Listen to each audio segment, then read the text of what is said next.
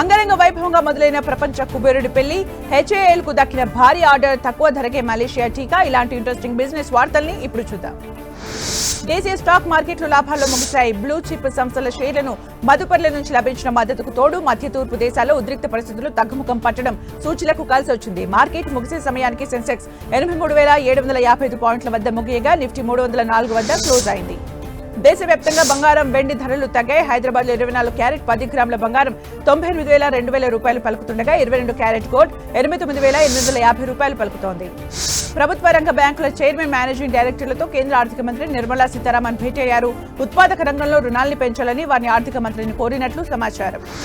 జీఎస్టీలో విస్తృతమైన మార్పులకు మోదీ సర్కార్ ప్లాన్ చేస్తున్నట్టు తెలుస్తోంది. చాలా వస్తువులకు 12% స్లాబ్ నుంచి తొలగించి 5% స్లాబ్లోకి తీసుకురావాలని ప్రభుత్వం లక్ష్యంగా పెట్టుకుంది.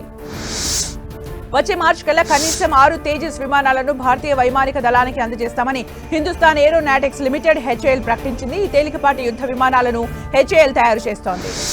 జూలై నెలలో బ్యాంకులు ఏకంగా 13 రోజుల పాటు బంద్ కానున్నాయి. ఎందుకంటే 13 రోజుల పాటు బ్యాంకులకు సెలవులు వస్తున్నాయి. సెలవు రోజుల్లో బ్యాంకులు మూసుంటాయని, ఈ విషయాన్ని ప్రజలు గమనించుకోవాలని సూచిస్తున్నాయి. ప్రపంచ కుబేరుడు అమెజాన్ వ్యవస్థాపకుడు జెఫ్ బెజోస్ పెళ్లి సందడి మొదలైంది. 61 ఏళ్ల టెక్ బిలియనీర్ 55 ఏళ్ల ప్రేయసి లారెన్ ఛాన్సెస్ తో వెడ్లాక్ సంబరాలు అంగరంగ వైభవంగా ప్రారంభమయ్యాయి.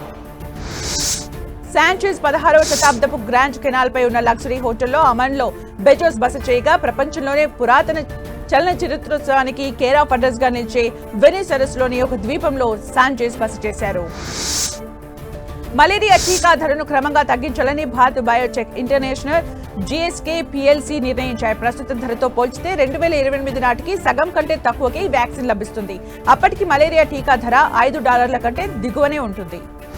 అంటూ వ్యాధుల ముప్పు ఎక్కువగా ఉన్న 12 ఆఫ్రికా దేశాలకు ఈ సంవత్సరాంతంలోగా మలేరియా టీకా సరఫరా చేయాలని నిర్ణయించాయి. జీఎస్కేతో పాటు గావి, ప్రపంచ ఆరోగ్య సంస్థ భాగస్వామ్యంతో మలేరియా వ్యాధి తీవ్రత అధికంగా ఉన్న దేశాలకు ఈ టీకా అందించబోతున్నట్లు భారత బయోటెక్ ప్రకటించింది.